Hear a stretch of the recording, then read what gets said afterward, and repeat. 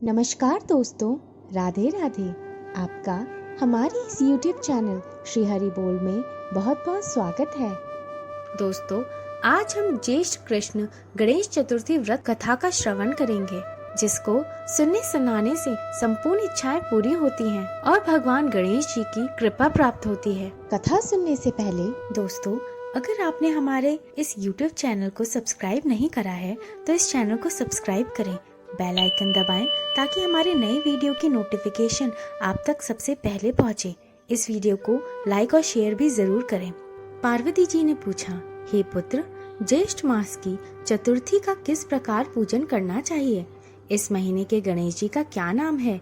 भोजन के रूप में कौन सा पदार्थ ग्रहण करना चाहिए? इसकी विधि का आप संक्षेप में वर्णन कीजिए। गणेश जी ने कहा, हे माता, ज्येष्ठ कृष्ण चतुर्थी सौभाग्य एवं पति प्रदायिनी है। इस दिन आखू रथा नामक गणेश जी की पूजा भक्ति पूर्वक करनी चाहिए। इस दिन घी निर्मित भोज्य पदार्थ अर्थात हलवा, लड्डू, पूड़ी आदि बनाकर गणेश जी को अर्पित करें। ब्राह्मण भोजन के पश्चात स्वयं भोजन करें। हे पार्वती माता, इसके संबंधित मैं पूर्वकालीन इतिहास का वर्णन कर रहा हूँ। गणेश पूजन और व्रत की विधि जो पुराण में वर्णित है उसे सुनिए। सतयुग में 100 यज्ञ करने वाले एक पृथु नामक राजा हुए। उनके राजांतर्गत दयादेव नामक एक ब्राह्मण रहते थे। वेदों में निष्णात उनके 4 पुत्र थे। पिता ने अपने पुत्रों का विवाह गृह सूत्र के वैदिक विधान से कर दिया। उन 4 बहुओं में बड़ी बहू अपनी सास से कहने लगी, हे सासू जी, मैं बचपन से ही संकटनाशक गणेश चतुर्थी का व्रत करती आई हूँ। मैंने पितृगृह में भी इस शुभदायक व्रत को किया है। अतः हे कल्याणी, आप मुझे यहाँ व्रत अनुष्ठान करने की अनुमति प्रदान करें। पुत्रवधू की बात सुनकर उसके ससुर ने कहा, हे बहू, तुम सभी बहुओं में श्रेष्ठ और बड़ी हो। तुम्हें किसी प्रकार का कष्ट नहीं है और ना तो तुम भिक्षुणी हो।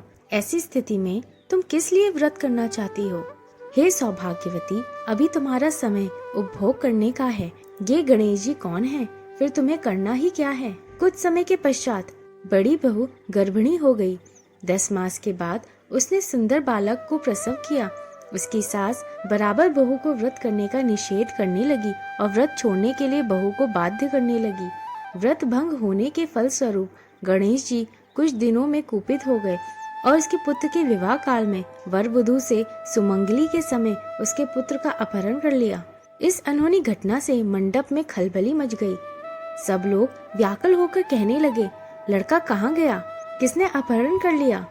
बारातियों द्वारा ऐसा समाचार पाकर उसकी माता अपने ससुर दयादेव से रो रो कर कहने लगी, हे ससुर जी, आपने मेरे गणेश चतुर्थी व्रत को छुड़वा दिया है, जिसके परिणाम स्वरूप ही मेरा पुत्र विलुप्त हुआ है। अपने पुत्र वधू के मुख से ऐसी बात सुनकर ब्राह्मण दयादेव बहुत दुखी हुए। साथ ही पुत्र वधू भी दुखित हुई। पति के लिए दुखित पुत्र वधू प्रति मास संकटनाशक गणेश चतुर्थी का व्रत करने लगी। एक समय की बात है कि एक वेदज्ञ और दुर्बल ब्राह्मण भिक्षाटन के लिए इस मधुर भाषिणी के घर आया। ब्राह्मण ने कहा कि हे बेटी, मुझे भिक्षा स्वरूप इतना भोजन दो कि मेरी क्षुधा शांत हो जाए। उस ब्राह्मण की बात सुनकर उस धर्मपरायण कन्या ने उस ब्राह्मण का विधिवत पूजन किया। भक्ति पूर्वक भोजन कराने के बाद ब्राह्मण को वस्त्र आदि दिए। कन्या की सेवा से संतुष्ट होकर ब्राह्मण कहने लगा, हे कल्याणी, हम तुम पर प्रसन्न हैं। तुम अपनी इच्छा के अनुकूल मुझसे वरदान प्राप्त कर लो। मैं ब्राह्मण वेशधारी गणेश हूँ और तुम्हारी प्रीति के कारण आया हूँ। ब्राह्मण की बात सुनकर कन्या हाथ जोड़कर निवेदन करने लगी, हे विघ्नेश्वर, यदि आप प्रसन्न हैं तो मुझे मेरे पति के दर्शन करा दीजिए। कन्या की बात सुनकर गणेश जी ने उससे कहा कि हे सुंदर विचार वाली, जो तुम चाहती हो वही होगा। तुम्हारा पति शीघ्र ही आवेगा। कन्या को इस प्रकार का वरदान देकर गणेश जी वहीं अंतर्निहित हो गए।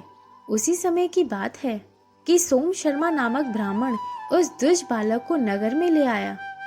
अपने पौत्र को देखकर दयादेव नामक ब्राह्मण बहुत प्रसन्न हुए। बालक की माता के हर्ष की तो सीमा ही ना रही। साथ ही संपूर्ण नगरवासी भी प्रमुदित हुए। बालक की माता ने पुत्र को छाती से लगा लिया और कहने लगी कि गणेश जी के प्रसाद से ही मैंने खोए हुए पुत्र को प्राप्त किया है। उसे नए वस्त्राभूषणों से अलंकृत किया। दयादेव तो बारंबार सोम शर्मा को प्रणाम कर कहने लगे कि हे द्विजराज, आपकी कृपा से मैंने खोए हुए पुत्र को प्राप्त किया है। खोया हुआ बालक घर में आ गया। सोम शर्मा को सुस्वादु भोजन कराकर धोती दुपट्टा से विभूषित करके गोदान दिया।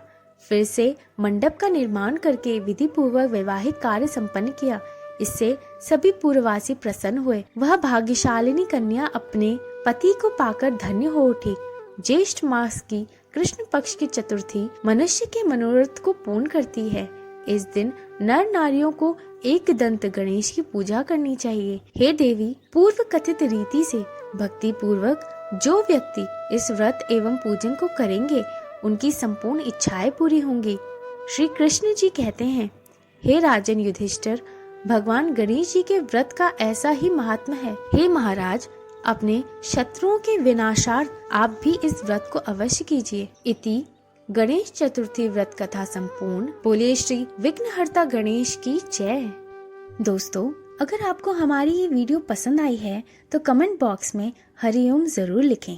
आप सबका दिन श्री हरि की कृपा से मंगलमय हो। धन्यवाद दोस्तों।